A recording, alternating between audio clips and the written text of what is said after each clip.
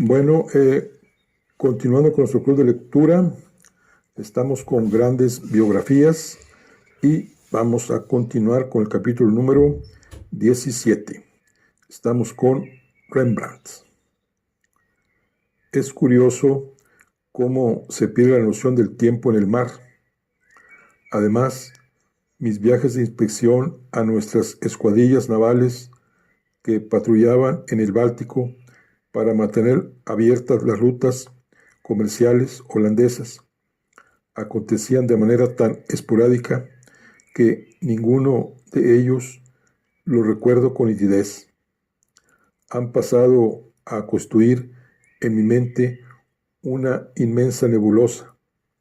En ella se amalgaban incómodas cabinas y literas, horas penosas a bordo de un botecillo de remos cada vez que había que ir al buque insignia, disputas con los obstinados cirujanos de los barcos, viajes a vela largos y plácidos, bordeando el llano litoral del norte de Alemania y Dinamarca, enfermos y heridos que no querían morir y cuya salvación era imposible por falta de las precauciones sanitarias más elementales. De cuando en cuando surgen en esa nebulosa algunos breves claros, una semana o 15 días de respiro en tierra. En una de esas breves ocasiones, al término de una dura jornada dedicada a preparar un informe para su señoría de Witt, decidí acercarme a pie a la vuelta de la esquina y hacer una visita a mi amigo Rembrandt. Nada más entrar en la casa, me di cuenta de que algo raro sucedía. Sobre la mesa del vestíbulo descansaban dos sombreros desconocidos y en el piso superior se oían voces de extraños. Pasé al cuarto de estar y me encontré con Hendrix, que estaba acostando a la pequeña Cornelia. Me rogó que la esperase en el jardín al lado de la casa. Ha sido un día horrible, fue lo primero que me dijo al venir a mi encuentro. Estoy muy cansada y si no os molesta, voy a sentarme un instante con vos. Pues aunque sentíamos por ella verdadera simpatía y la tratábamos siempre como si realmente fuese la esposa de Rembrandt, no podía superar cierta timidez cuando se encontraba con nosotros. ¿Qué ha ocurrido?, pregunté. Lo de siempre, gente con cuentas, tenderos, panaderos, el carnicero, y después gente con más cuentas, vendedores de pinturas, prestamistas. Ha sido realmente espantoso. En ese momento apareció Rembrandt, el quicio de la puerta. Me he quitado encima a estos dos, anunció. Me pregunto cuántos más vendrán hoy. Una vez que viene el primero, ya no dejan de venir en todo el día. Queda algo de ginebra. Tendré que trabajar toda la noche para compensar el tiempo perdido por las interrupciones. Hendrix trajo el licor y Rembrandt bebió 2 vasos de ginebra. Estos días son espantosos, prosiguió. Acabo de empezar 2 nuevos cuadros y esos idiotas vienen a hablarme de dinero. Pues bien, no lo tengo. Está bastante claro, ¿no? En aquel momento llamaron a la puerta. No abras, dijo Rembrandt a Hendrix, que se había puesto de pie. No les dejes pasar. Se marcharán enseguida. Entonces volverán mañana temprano. Sí, admitió, pero entre tanto habré podido trabajar toda la noche. ¿Qué estáis haciendo ahora?, le pregunté. Casi exclusivamente óleos y un aguafuerte. Un retrato de Jean de Lundma, el orfebre, encargado por su familia. No hay mucha demanda de retratos hoy en día. Por ello, pinto cuadros con temas bíblicos. Además, en este caso, Los retratos no pueden protestar. Si quiero pintar a José en un lugar y a Potifar en el de más allá, no me arguyen. Pero, señor maestro, preferiríamos mirar en otra dirección. Se quedan donde los pongo. Y cuando Jacobo bendice a los niños, nadie viene luego diciéndome de qué color tenía que ser la colcha de su cama. Vaya, parece que los que llamaban han perdido las esperanzas. Al menos han dejado de aporrear la puerta. Guardó silencio mientras servía otro vaso de ginebra. Hermoso día, dije por decir algo, pero esto no hizo sino enfurecerle. Un hermoso día, desde luego. Sí, me parece que brilla bien el sol, pero si hubiesen pasado un día como el mío, ¿qué os ha sucedido? Nada, la historia de siempre. Se trata de la herencia. Y entonces comprendí. Era el asunto a que hacía referencia el informe de Ludwig. Los tíos y tías del joven Titus le habían pedido una rendición de cuentas, y Rembrandt había puesto las cartas a un lado sin molestarse siquiera en contestar. Habían exigido entonces una inspección pública de sus libros, como si el pobre hombre hubiese oído hablar en su vida de contabilidad, y le habían amenazado con llevarle a los tribunales, dando a entender que exigirían del Consejo de Huérfanos el embargo de la casa de la Brestrat y la venta de sus enseres, de modo que Titus pudiera recibir la parte de la herencia de su madre que le correspondía por la ley. Ojalá hubiera estado yo en la ciudad cuando ocurrió todo aquello, pues Rembrandt hubiese acudido a mí, y yo al menos habría podido recomendarle un abogado de confianza que le asesorara.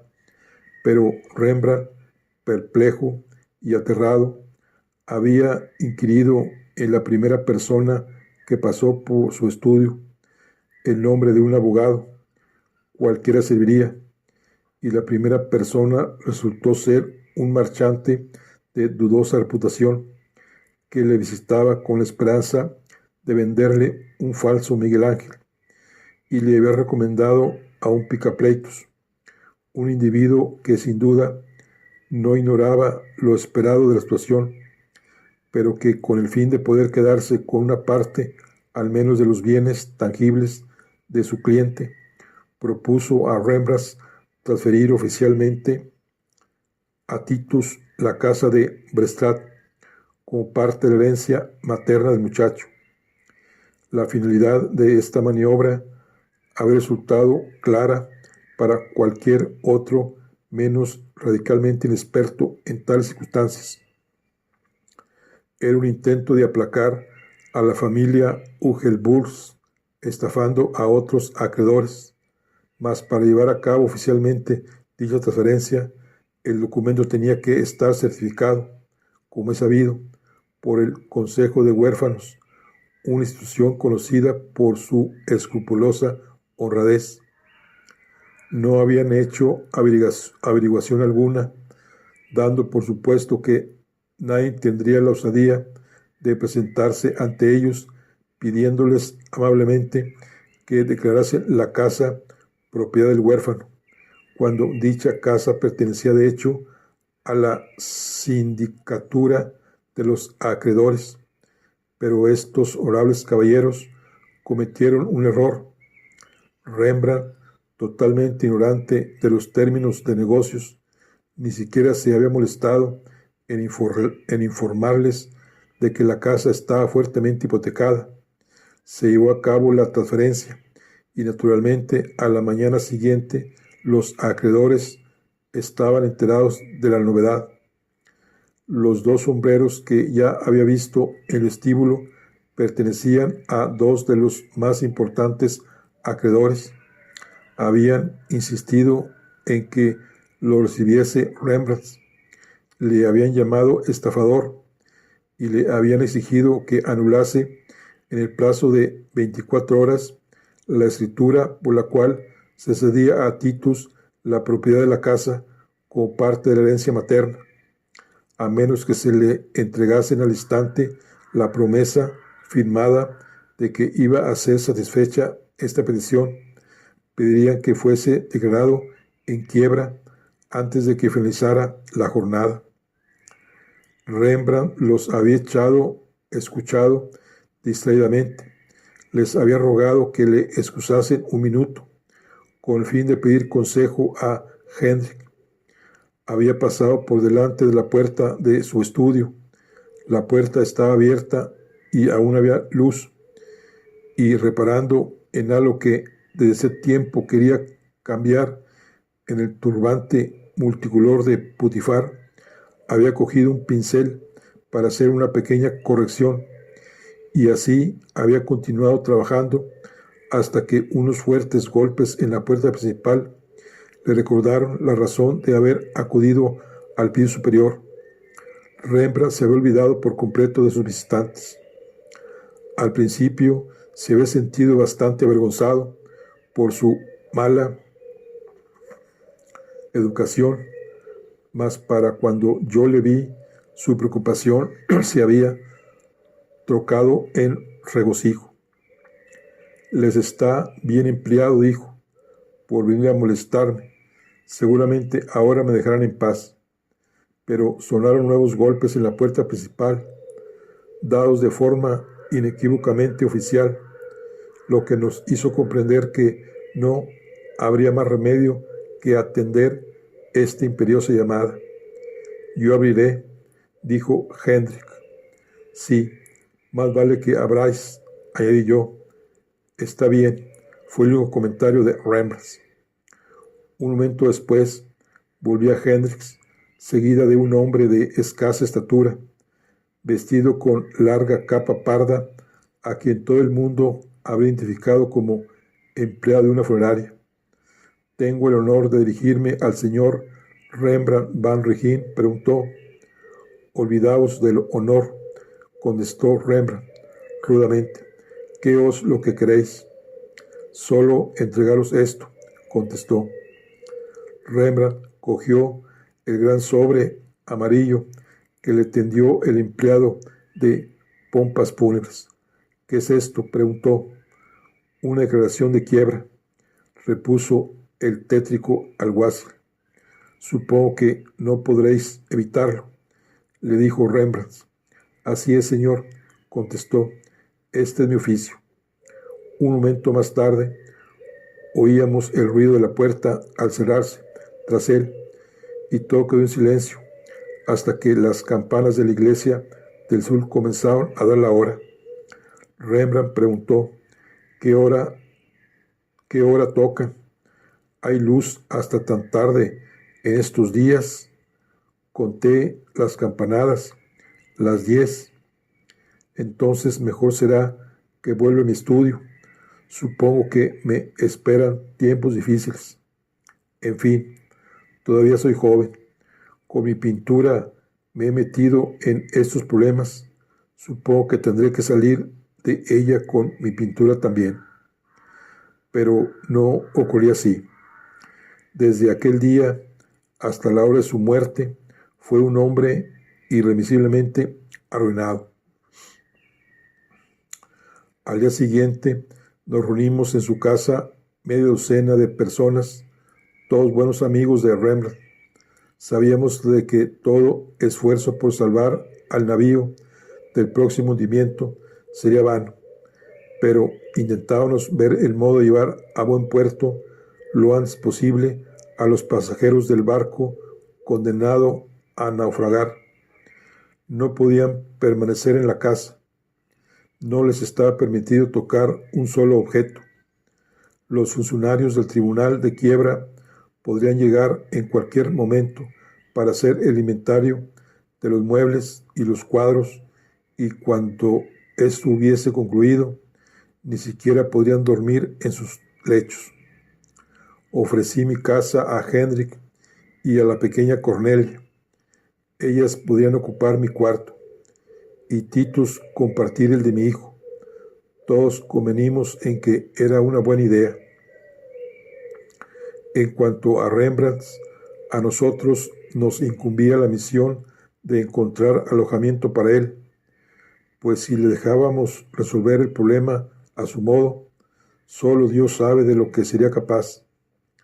Paseaba sin rumbo por la casa, tomando una tras otra las piezas de su colección, sosteniéndolas con ambas manos, contemplándolas largo rato como en una despedida.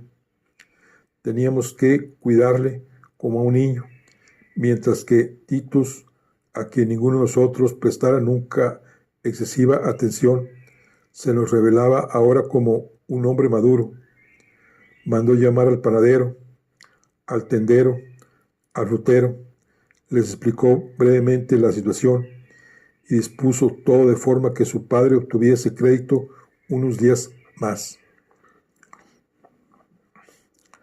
Abraham Franzen, al marcharse, dijo entonces: conozco un hotel llamado Kaiserskron, no demasiado caro, es muy espacioso, pues antaño fue sede de un orfelinato.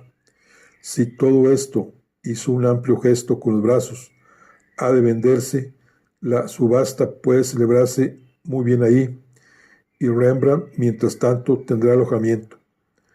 Le interrumpí. ¿No le dolería desgarradoramente presenciar la venta de todas sus cosas? Pero Franzen era menos sentimental que yo. Sin duda, contestó, pero en esos momentos no se trata de tener consideraciones con sus sentimientos, sino de salvar a su familia. Estando él ahí, los compradores no se atreverán a ofrecer cifras tan bajas como si saben que está ausente. Todos admitimos lo razonable de este punto de vista, y yo me ofrecí para comunicar a Rembrandt nuestros planes. Lo encontré en su estudio limpiando las paletas.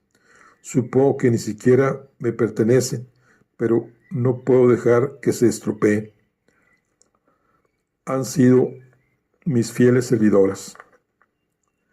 Le aseguré que nadie, ni siquiera el notario más riguroso, se opondría a que conservase limpios sus instrumentos de trabajo, y después le expliqué lo que habíamos decidido en relación a él y su familia. Me escuchó mientras raspaba cuidadosamente la pintura de su paleta grande y redonda. ¿Cuándo tendremos que marcharnos?, preguntó. No hay prisa, dentro de una semana o 10 días. ¿Y por qué no hoy mismo? Es duro permanecer aquí. Muy bien, contesté. Se lo preguntaré a Hendrix. La encontré en el cuarto de Cornelia, guardando las cosas. Estaba tranquila y con absoluto dominio de sí misma. En realidad, a mí no me importa demasiado, me explicó. He sido siempre pobre, y si he de deciros la verdad, todo este lujo era un poco excesivo para mí. Pero él tiene puesto su corazón en estas cosas. Espero que no acabe con él. Le dije que procedía de gentes de gran fortaleza y que podía resistir los golpes mejor que la mayoría de los mortales. Después volví a nuestro grupo y les puse al corriente de nuestras resoluciones. Todos se marcharon a sus casas, pero el poeta Jeremías de Decker y yo permanecimos ahí. Mandé a Titus a pedirle a un carpintero que nos cediese un mozo y una carreta.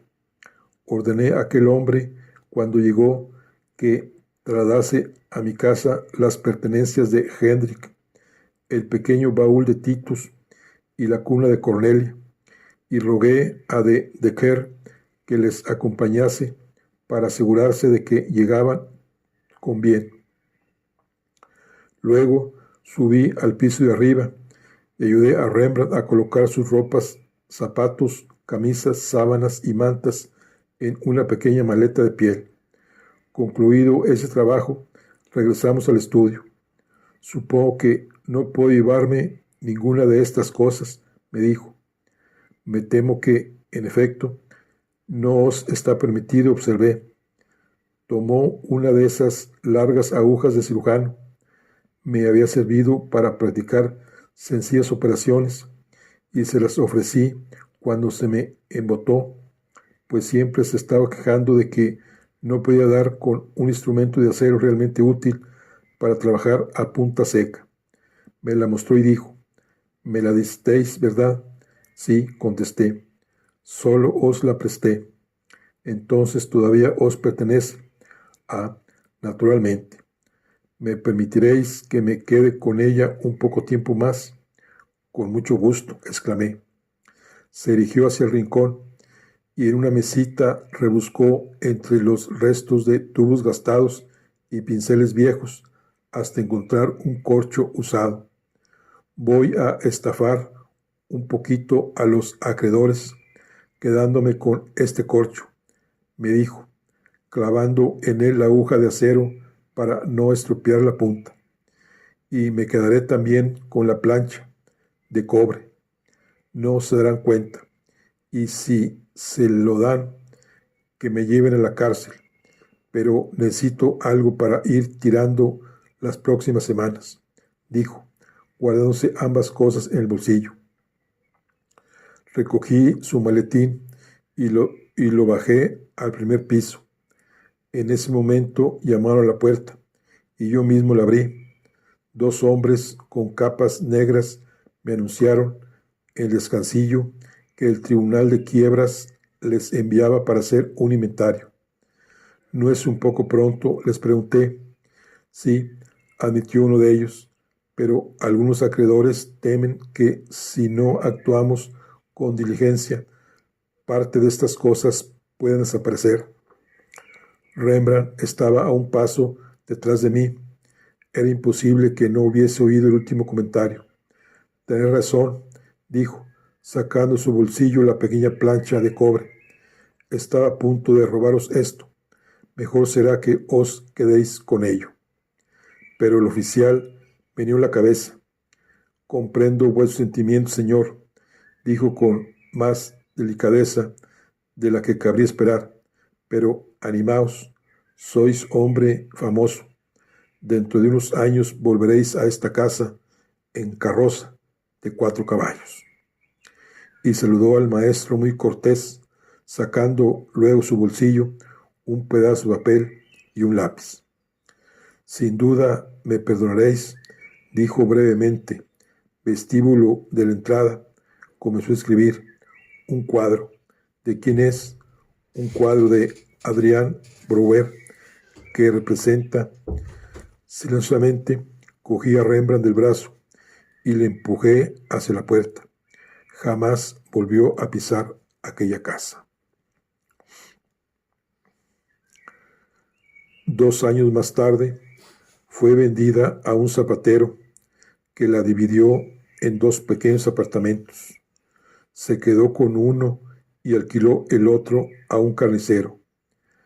Que yo sepa, todavía viven ahí, pero no estoy seguro, pues hace 10 años que no he vuelto a pasar por la Brestraat. No debemos dedicar demasiado tiempo al recuerdo de lo que ha muerto. Lo que aún alienta nos necesita muchísimo más. Bueno, pues aquí ya vemos que Rembrandt se va de su casa y aquí concluimos lo que es el capítulo número 17. Estamos con el club de lectura y nos vemos en la siguiente. Hasta luego.